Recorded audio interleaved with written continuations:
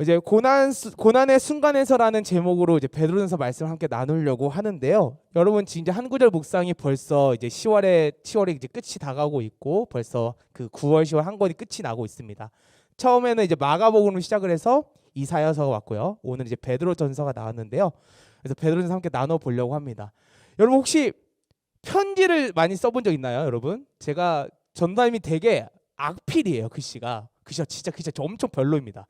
그래서 왜냐하면 저는 평소에 공부할 때 사실 한글을 잘 쓰지 않고 공대생이었다 보니까 수학이랑 영어 같은 경우는 진짜 많이 썼어요. 그래서 수학을 쓰거나 뭐 인테그랄, 뭐 시그마, 여러분 진짜 싫어하는 그 수학의 단어 루트 이런 것도 쓸 때는 정말 잘 씁니다. 근데 유독 한글을 쓸 때는 엄청 삐뚤빼뚤하게 써요.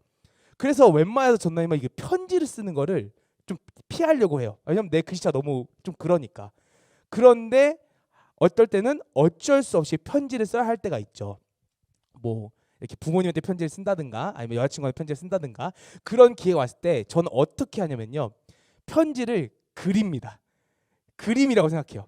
난 지금부터 그림을 그리고 그림을 그리면 또박또박 그릴 수밖에 없잖아요. 그래서 나는 편지 그림을 그릴 거 하면서 정말 한 글자 한 글자 엄청 또박또박 쓰려고 그림을 그리듯이 이렇게 글씨를 적어요. 근데 이 그림을 그리려면 여러분 뭔가 모방할 게 있어야 되잖아요. 저는 그렇게 창의성이 좋지 않기 때문에 모방할 게 필요합니다. 그래서 미리 편지의 내용을 작성을 해요. 막 작성을 해서 뭐 친구야, 뭐 생일 축하해, 또 뭐 사랑하는 누구 누구야 이러면서 쭉 글 작성하면서 그 안에 저의 이제 어떤 주제를 얘기하고 그 마음을 담고 그다음에 끝을 내면서 이렇게 편지를 정리를 합니다. 여러분 편지 안에는 그렇게 우리가 내용을 정리하지 않나요? 때문에 대상이 있고 우리가 주제라는 게 존재하잖아요. 뭐 생일 축하라면 생일 축하 메시지가 있던 것처럼 사랑하는 사람한테 사랑한다는 메시지를 전해주는 것처럼 우리 그 편지 안에 굉장히 많은 내용을 담습니다. 그러면 그 편지를 이제 받는 당사자는 어때요? 입장은 어때요? 굉장히 감동받죠. 왜냐하면 이 편지 안에 그 사람의 마음이 담겨져 있는 게 보이니까 이 사람이 어떠한 마음으로 어떠한 생각 나한테 이걸 지금 주고 있구나라는 걸 알기 때문에 그 편지에는 생각에도 굉장히 큰 감동과 마음이 보입니다. 이 편지 얘기를 왜 하냐면요. 베드로전서가 바로 편지이기 때문입니다. 여러분 우리 신약을 보면요. 총 27권이거든요. 구약이 39권, 신약이 총 27권에서 총 66권이에요. 27권 중에 이제 분류를 시키면요. 네 권은 사복음서라고 해서 예수님에 대한 이야기가 담겨져 있는 게 있습니다. 뭐 마태, 마가, 누가, 요한복음이 있고요. 나머지 한 권, 사도행전 같은 경우는 역사서라고 해가지고 역사가 담겨 있는 책이 되어 있어요. 그리고 그 중에 단 한 권이 또 뭐가 있냐면 예언서라고 해서 요한계시록이 있습니다. 그러면 나머지 13권, 나머지 13권이죠. 21권이 이렇게 있거든요. 그 21권이 뭐냐면 다 편지예요. 서신서라고 불러요.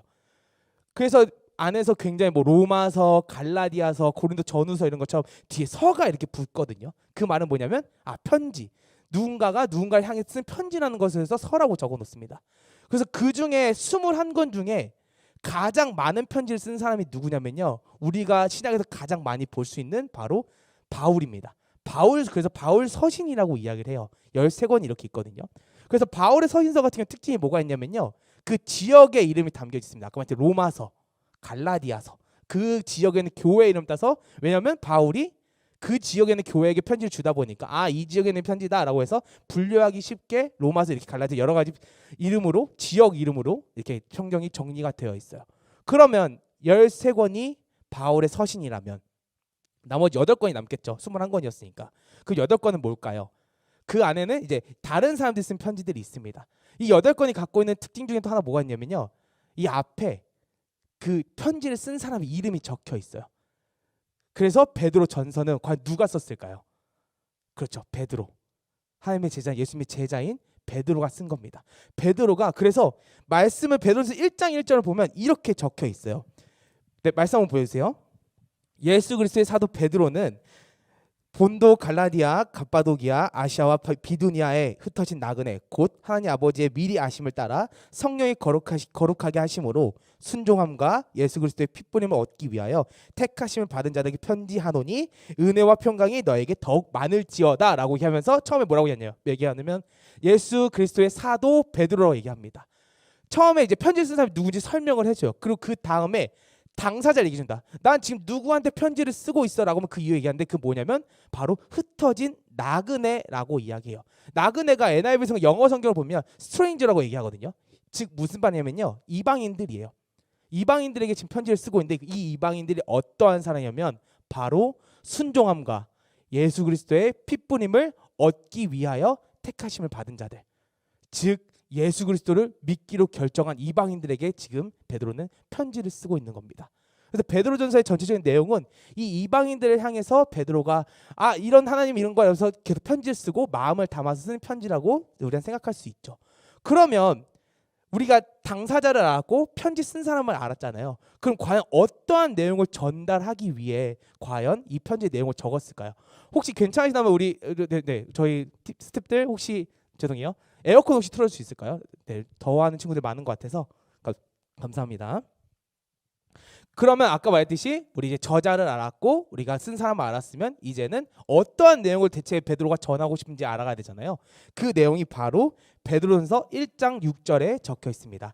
함께 읽도록 하겠습니다. 시작.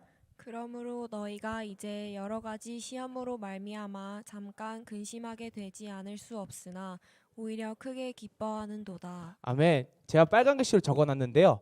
여러 가지 시험으로 말미암아 잠깐 근심한다라고 이야기 적혀 있어요. 이 말은 뭐냐면요. 지금 이들의 지금 상황이 좋지 않은 상황이라는 거예요. 그렇잖아요. 시험과 근심은 굉장히 좋지 않은 단어잖아요. 이들에게 뭔가 지금 안 좋은 일이 있고 여러 가지 힘듦이 있고 어려움이 있고 지금 그런 상황이 있다는 것을 우리가 알 수 있습니다. 근데요, 이 시험과 잠깐 근심이 우리 성경을 볼 때는 되게 단순해 보여요.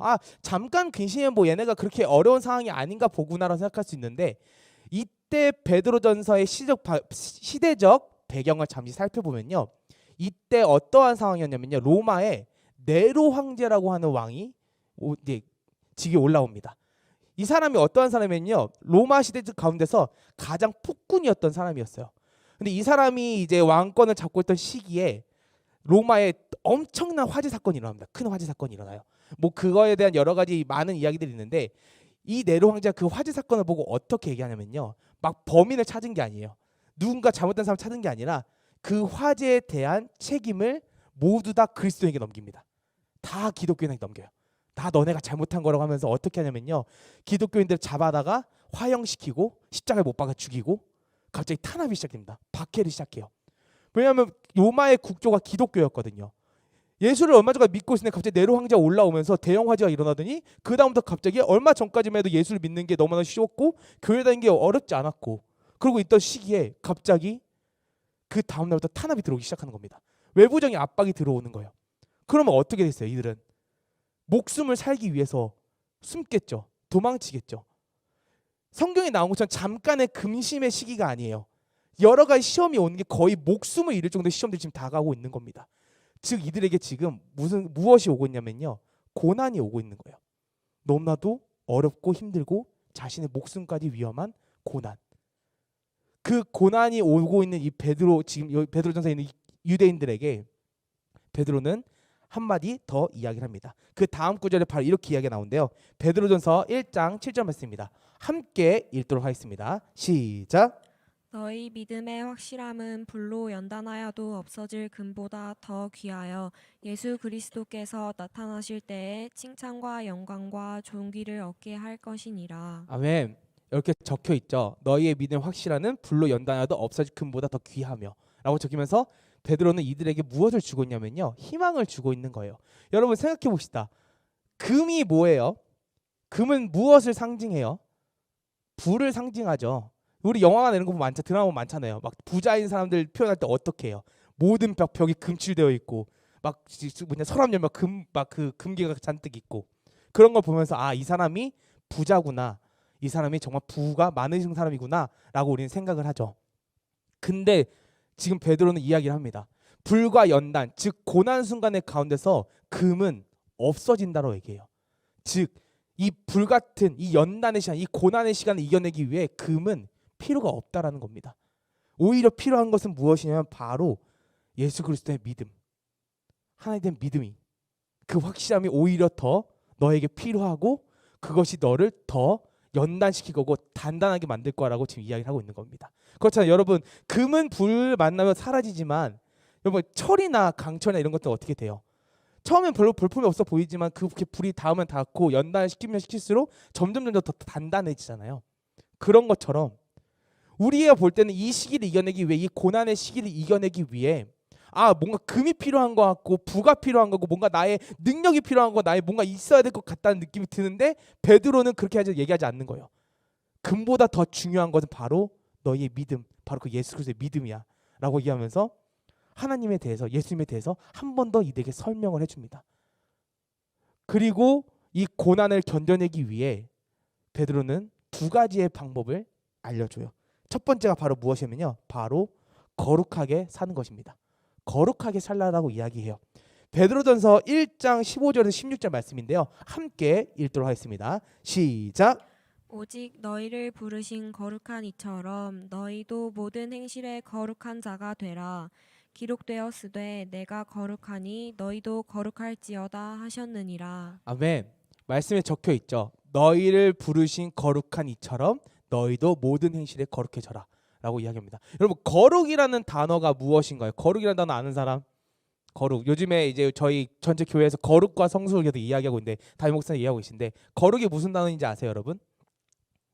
거룩은 깨끗함이라고 표현을 합니다. 그 성경에서는 더 어떻게 많이 표현하냐면요, 구별된 삶이라고 이야기해요. 거룩한 삶을 사는 것은 구별되는 것이라고 얘기합니다. 근데 어떤 사람처럼 구별되라고 하면요, 부르신 이처럼, 부르신 거룩한 이처럼, 바로 하나님과 예수님처럼 거룩한 삶을 살아라고 지금 베드로는 이 유대인들에게 이야기하고 있어요. 근데 여러분, 예수님이 어떻게 살아오셨나요? 이 자리에 오셔서 예수님께서도 이 세상에 들어오셨고 이 세상에 속해 계셨지만 전혀 구별된 삶을 살아가셨죠. 정말 다른 삶을 살아가셨죠. 그분이 갖고 있던 끝없는 하나님의 사랑을 해서 그 하나님의 사랑을 우리를 보여주셨고 대신 죽으심으로 우리는 그 사랑을 입게 되었죠. 그렇기 때문에 베드로는 한 번 더 이 유대인들한테 얘기하는 겁니다. 너희를 구원하신 것, 너희를 이끄신 것, 너희를 사랑하신 것은 하나님이시고 이 고난의 시기도 이겨낼 수 있는 것은 하나님이니까 그렇게 거룩하게 오신 이가 너희를 위해서 대신 죽으셨으니 너희도 이제는 거룩하게 살아야 되지 않겠니? 이제는 구별돼야 되지 않겠니? 세상에 속해 있는 게 아니라, 세상과의 흡질러 있는 게 아니라 세상 속에서도 거룩한 삶을 살아라. 그것이 고난을 이겨내는 첫 번째 방법이다라고 지금 베드로는 이 유대인들에게 설명을 하고 있는 겁니다. 그리고 두 번째로 베드로는 또 이렇게 이야기합니다. 우리 바로 하나님을 의지하라라고 이야기하는데요. 베드로전서 2장 4절에서 5절 말씀입니다. 우리 함께 읽도록 하겠습니다. 시작. 사람에게는 버림바가 되었으나 하나님께서는 택하심을 입은 보배로운 산 돌이신 예수께 나아가 너희도 산 돌같이 신령한 집으로 세워지고 예수 그리스도로 말미암아 하나님이 기쁘게 받으실 신령한 제사를 드릴 거룩한 제사장이 될지니라. 아멘. 여기 적혀 있죠. 사람에겐 버림바가 되었던 예수지만 뭐라고요? 하나님께서는 택하심 받은 보배로운 산돌이라 이야기합니다. 그리고 이 산돌같이 너희도 신령한 집을 지어진다 얘기를 하는데요. 이 산돌의 의미가 무엇이냐면요, 우리 너무나 잘 알고 있는 머릿돌입니다. 한번 사진 한번 혹시 보여줄 수 있나요? 이미지 제가 가져왔는데 이 머릿돌이 뭐냐면요, 우리 이제 건물을 만약 사각형으로 짓는다 생각하면 이렇게 우리가 이렇게 되어 있을 거 아니에요. 요 끝 꼭지점에 있는 큰 돌을 이야기합니다. 저기 보이는 가장 큰 직사각형의 돌 있죠. 저게 바로 머릿돌인데요. 여러분 생각을 해봅시다. 건물을 지을 때 꼭지점에 저 돌이 있어야지 우리는 건물을 지을 수 있겠죠. 근데 만약 저 돌이 없으면 어떻게 될까요? 건물은 애초에 지을 수도 없겠죠. 애초에 그게 쌓을 수도 없을 거예요. 그리고 저 머릿돌이 갖고 있는 또 다른 의미가 무엇이냐면요, 저 머릿돌로 우리는 방의 구조를 짤 수 있습니다. 저는 공대생이라 저는 저 건축 쪽이라, 왜냐면 근데 여러분 그렇잖아요. 이 머리 꼭지점이 어떠한 방향으로 있냐에 따라서 이 건물의 형태가 달라져요. 기역자로도 만들 수 있고요, 니은자로도 만들 수 있고, 디귿자로도 만들 수 있고, 아니 그럼 진짜 네모나게 세모로도 만들 수 있어요. 저 머릿돌의 위치가 어디에 있냐에 따라서요. 근데 저 머릿돌이 누구라고요? 예수님이라는 거예요. 우리 안에 신령한 집을 짓는 것, 우리 안에 성전을 짓는 것, 어찌보면 우리 안에 있는 그 정말 성전의 그 형태를 만들고 좌지우지하시는 것은 머릿돌 대신 예수님이 하신다는 겁니다. 그 머릿돌 대신 예수님이 없으면요, 아무런 의미가 없는 건물이 된다는 거예요. 그렇기 때문에 그 머릿돌을 우리는 기억하고 의지해야 한다는 겁니다. 그 머릿돌로 인해서 건물이 지어지고 그 튼튼한 건물이 지어져서 어찌 보면 그 어린 돼지, 우리 동화 알죠? 삼형제처럼 지풀로 지은 집은 무너지고 그냥 나무로 지은 집 무너지지만 벽돌로 지은 집 튼튼하게 버티는 것처럼 그 머리돌 대신 주님 앞에서 주님이 같이 함께 지으신 그 집은 어떠한 고난이 와도 어떠한 역경이 와도 어떠한 순간이 와도 절대로 무너지지 않는 그 집이 되어가기 때문에 베드로는 이 머릿돌 이야기하면서 유대인들에게 알려주는 겁니다. 하나님을 의지해라. 그 머릿돌 대신 주님을. 너희의 삶 가운데 너희의 모든 것을 너희 성전을 지으실 분이시고 너의 삶을 인도해 주실 분이시고 그 고난을 견디는 집마저도 이끌어 주시는 하나님이시니 그 머릿돌 대신 주님을 믿고 의지하면서 그분과 함께 신령한 집을 지으라라고 베드로는 이야기하고 있는 거예요. 유대인들에게. 그래서 가르쳐주고 있는 겁니다. 이 고난의 순간에 이 목숨이 위한 이 고난의 순간에 거룩한 삶을 살려고 노력하고 그리고 하나님을 의지하면서 삶을 살아가라고 베드로는 유대인들에게 지금 알려주고 있어요. 그런데 성경을 좀 자세히 보면요. 여기에 숨겨진 것이 하나 더 있습니다. 우리가 볼 때는 뭔가 고난을 이겨내기 베드로가 물론 고난을 이겨내기 이 두 가지를 하라고 이야기하지만요. 이 고난은 또 다른 것을 위해 또 다른 의미를 갖고 있고 또 다른 것을 위해 거룩한 삶을 살고 그 다음에 하나님을 의지하라고 이야기합니다. 그것은 바로 오늘 본문 말씀에 나오는 건데요. 우리 베드로전서 2장 9절 말씀입니다. 함께 읽도록 하겠습니다. 시작. 그러나 너희는 택하신 족속이요 왕 같은 제사장들이요 거룩한 나라요 그의 소유가 된 백성이니 이는 너희를 어두운 데서 불러내어 그의 기이한 빛에 들어가게 하시니에 아름다운 덕을 선포하게 하려 하심이라. 무엇을 위해서 그 고난을 견뎌내고 그 무엇을 위해서 거룩하게 살고 그 다음에 하나님 의지하라고 얘기하냐면요. 바로 하나님을 선포하라고 이야기하는 겁니다. 다른 말로 표현하면 그거예요. 하나님을 드러내라는 거예요. 여러분 고난이 갖고 있는 특징이 한 가지 뭐가 있냐면 앞에 설명했던 것처럼 불로 연단되는 것, 우리를 성장시켜요. 고난이 찾아오면요, 그것을 이겨내면 그 다음에는 더 괜찮아져요. 아 이거 우리 이번에 도전 안 썼으니까 이길 수 있어. 약간 마치 우리 백신을 맞는 것처럼 몸에 병균이 약한 병균이 들어와서 더 큰 병을 이겨내는 것처럼 우리는 점점 성장해 나아갑니다. 고난은 그런 성장의 기회를 줘요. 하지만 이 고난이 갖고 있는 또 다른 특징이 무엇이냐면요. 바로 이 고난의 순간이 하나님을 드러내고 하나님을 선포할 수 있는 순간이라는 겁니다. 여러분 생각해 보세요. 성경의 인물들 한번 볼게요. 다윗을 봅시다. 다윗 골리앗 앞에서 어떻게 했었어요? 물맷돌을 들고 나아갔죠. 그가 했던 행동은 뭐였나요? 하나님을 의지했잖아요. 누가 봐도 골리앗같이 정말 이길 수 없는 그 존재 앞에서 사람들은 다 도망쳐 하고 있을 때 다윗은 나아갑니다. 왜냐하면 이 전쟁의 승리 이끄신 하나님을 의지했기 때문에. 그리고 나아가서 어떻게 돼요? 우리가 알고 있듯이 이겨내잖아요. 근데 이겨내고 나서 여러분 사람들은 다윗을 더 높게 보나요? 다윗을 찬양하나요? 아니죠. 그 다윗 행동에 사람들은 무엇을 봐요? 하나님을 보죠. 그 고난의 순간 다윗은 하나님을 의지한 것밖에 없어요. 근데 그걸 이겨내니까 뭐가 돼요? 하나님이 드러나죠. 모세를 봅시다. 모세 홍해 앞에 우리 유명한 홍해 있죠. 홍해 앞에서 사람들이 무서워 벌벌 떨고 있을 때 그 홍해를 가르잖아요. 그리고 다 건너가잖아요.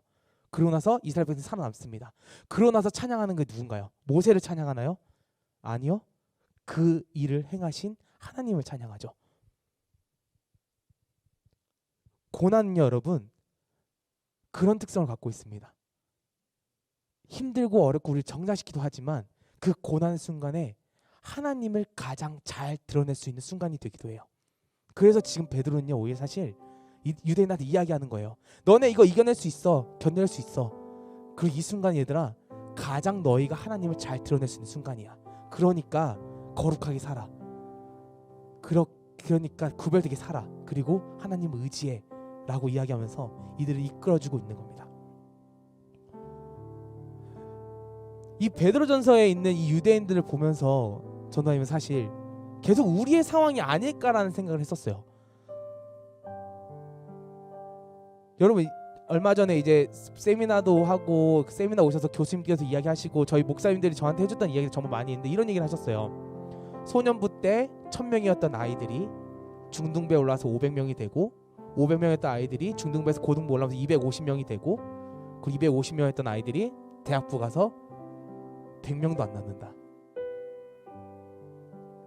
이 지금 어찌 보면요, 기독교라는 그 우리의 관점, 기독교의 세계는요, 이게 우리 지금 한국에 있는 우리나라에 있는 교회들은요, 기독교는요, 사실 점점 내려가고 있어요. 전도사님들 학교에서 전도사님들 얘기하면서 참 가슴 아파해요. 아, 이거 어떻게 해야 되냐, 우리 진짜 더 기대해야 되지 않나? 근데 우리 어떻게 현재 볼 때는 더 점점 교회는 박해받고 있는 것 같고, 교회가 더 이상하다 얘기를 하고, 점점 무너져가는 우리들을 보면서 아, 이게 맞나라는 생각을 들면서 참 안타까워합니다. 그런데 전도사님이 그 안타까운 순간에도 희망을 놓지 않는 한 가지 이유는 뭐냐면요, 가장 어렵고 힘든 이 고난의 순간에 베드로가 이야기하는 것처럼 그 순간에 가장 하나님을 잘 드러낼 수 있는 순간이기도 하거든요. 이 순간에 우리가 가장 많이 보여줄 수 있거든요. 정말 그리스도인으로서, 하나님의 자녀로서, 왕의 자녀로서 말이죠. 여기서 얘기하죠. 왕 같은 제사장, 거룩한 존재. 우리가 어떠한 존재인지 베드로는 이야기해줘요. 유대인들한테 이야기하면 너희는 이러한 존재야. 전도사님이 매번 설교할 때마다 우리 얘기하잖아요. 여러분 3월달에 우리 했잖아요. 왕의 자녀. 우리는 왕의 자녀잖아요. 그 정체성이 있잖아요. 그 정체성을 놓치지 않고 여러분, 이 고난의 순간에 고난의 환경에 사로잡히지 않기 바랍니다. 그냥 상황에 휩쓸려도 그냥 그 자리에 있는 게 아니라 그 고난을 연단내고 이겨내서 오히려 하나님을 더 드러내는 순간이 되길 바라요. 아까 맨 처음에 읽었던 말씀에 이런 말씀이 있어. 아까 맨 처음에 이런 말씀이 있고, 베드로전서 1장 6절인데요. 사실 베드로가 이렇게 적어놔요. 그러므로 너희가 이제 여러 가지 시험으로 말미암아 잠깐 근심하게 되지 않을 수 없으나 오히려 크게 기뻐하는 도다라고 이야기한다고요. 근심과 어려움이 다가오지만 내 앞에 힘듦이 있지만 그러면 너희는 기뻐할 거야. 왜? 그 순간이 바로 하나님을 드러낼 수 있는 순간이니까. 그 순간이 바로 너희가 하나님 가장 잘 나타낼 수 있는 순간이니까. 그러니까 고난이 찾아오면 얘들아, 기뻐하렴. 그 순간에 너와 함께 하신 하나님을 기뻐하고, 그 순간에 너를 이끄신 하나님을 기뻐하고, 그리고 하나님을 드러낼 수 있다는 사실에 기뻐함으로 나아가라고 베드로는 사실 이야기합니다. 그래서 이 유대인들에게 베드로는 이렇게 이야기하고 있어요. 그리고 똑같이 우리에게도 그렇게 이야기하고 있습니다. 기뻐했으면 좋겠습니다. 여러분, 고난이 찾아왔을 때 쉽지 않죠. 고난이 올 때 어떻게 누가 기뻐해요. 전도사님도 힘들어요. 어려워요. 고난이 오면. 아직까지도 전도사님은 해결되지 않은 수많은 문제들이 있고요. 매일매일 힘들고요. 이렇게 웃으면서 지내는 것 같지만 미워져요, 가슴이 계속. 사실 뭐 저희 아버지가 보고 계시겠지만 아버지랑 관계 아직도 회복이 안 됐거든요. 참 아들로서 참 미안한데 집에 갈 때마다 힘들어요. 그런데 그 순간마저도 그 고난이 있음에도 불구하고 하나님께서는 끝없이 얘기하십니다. 너 할 수 있어. 그리고 넌 날 드러낼 수 있는 존재야. 그러니 다시 한번 얘기할게. 거룩하게 살아. 그리고 날 의지해. 그런 왕의 자녀가 되길 소망합니다, 여러분. 그런 고난의 순간에 하나님을 드러낼 수 있다는 것에 기뻐하고 그 거룩한 삶을 살아가고 또 하나님을 의지하면서 살아가는 우리 귀한 고등부 친구들 되기를 간절히 소망합니다. 우리 함께 찬양했으면 좋겠는데요. 부르신 곳에서라는 찬양입니다. 이 찬양의 가사처럼 우리 함께 고백하며 나아가면 좋겠습니다. 우리 자리에서 한번 일어나볼까요?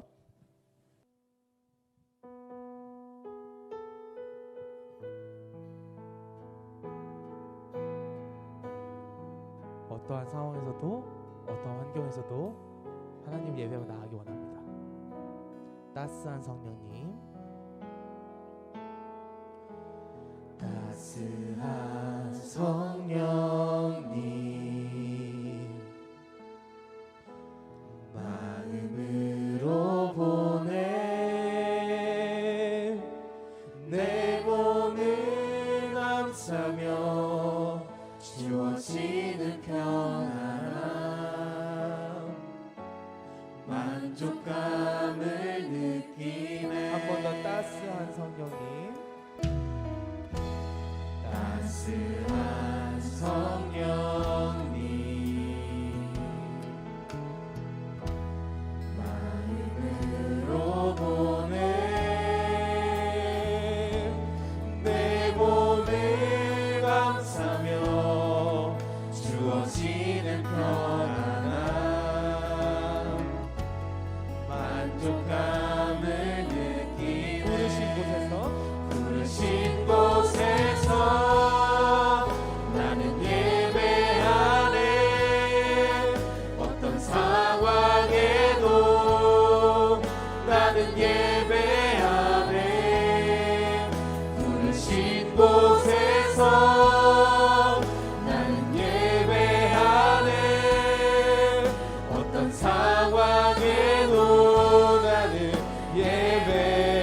한 번 더 부르신 곳에서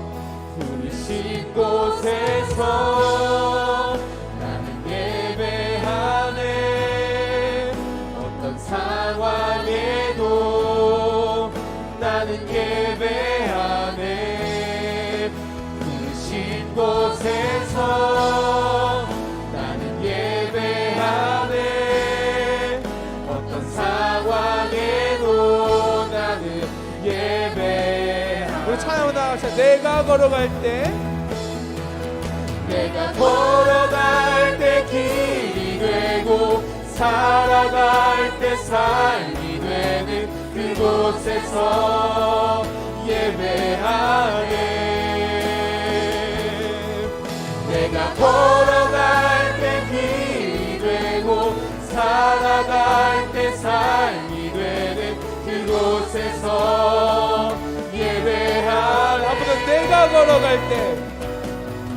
내가 걸어갈 때 길이 되고 살아갈 때 삶이 되는 그곳에서 예배하네. 내가 걸어갈 때 길이 되고 살아갈 때 삶이 되는 그곳에서 예배하네. 부르신 곳에서 나는 예배하네. 어떤 상황에도 나는 예배하네.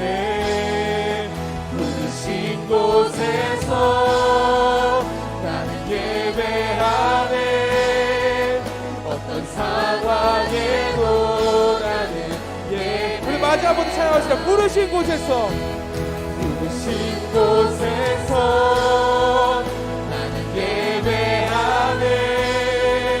어떤 상황에도 나는 예배하네. 부르신 곳에서 나는 예배하네. 어떤 상황에도 나는 예배하네. 아멘. 우리 기도하며 나아갔으면 좋겠습니다. 그 고난의 순간에서 어떠한 상황 속에도 주님을 예배하기 원합니다. 주님을 드러내는 삶을 살기 원합니다. 내가 걸어갈 때 길이 되고 살아갈 때 삶이 되는 그 모든 순간에서 단순하게 이 자리에서만 주님의 자녀로 살아가는 것이 아니라 그 모든 순간들 가운데서 주님을 드러내고 주님을 나타내며 그 고난에 무너져 있는 것이 아니라 고난에 사로잡혀 사는 것이 아니라 온전히 주님을 드러낼 수 있다는 사실을 기뻐하며 찬양하며 하나님 예배하며 나아가기 원한다고, 우리 왕의 자녀의 삶을 살기 원한다고 함께 기도하며 나아가도록 하겠습니다. 기도하겠습니다.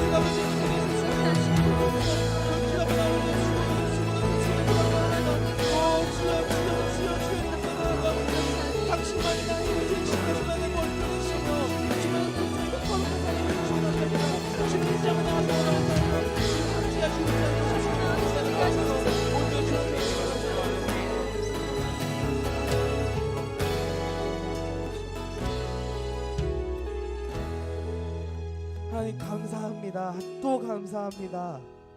우리가 어떠한 존재인지 알려주시며 감사드리며 주님 그 사랑을 부어주시며 감사합니다. 주님 이 고난의 순간에 매일이 행복했으면 좋겠는데 매일이 즐거웠으면 좋겠고 주님 안에서 정말로 기쁨을 누리며 나아가고 싶은데 또다시 찾아오는 고난에 사로잡혀서 주님을 바라보지 못하는 우리를 용서하여 주시옵소서. 주님 그리고 그 고난이 찾아왔을 때 다시 한번 거룩한 삶을 살아가고 다시 한번 주님을 의지하며 나아가오니 정말 주님을 드러낼 수 있다는 그 사실에 기뻐함으로 나아갈 수 있도록 저희들 붙잡아 주옵소서. 주님만을 드러내기 원합니다. 저희의 삶 속에 주님만을 나타내기 원합니다. 그러니 주여 함께 하시고 붙잡아 주시고 이끌어 주옵소서. 우리를 끝없이 사랑하신 주님의 사랑을 기억하오니 주여 그 사실을 잊지 않고 나아갈 수 있도록 저희들의 삶을 붙잡아 주시고 함께 하시고 이끌어 주옵소서. 너무나도 감사드리며 사랑이시고 우리의 주인 되시고 우리의 모든 것 되신 예수 이름으로 기도드렸습니다.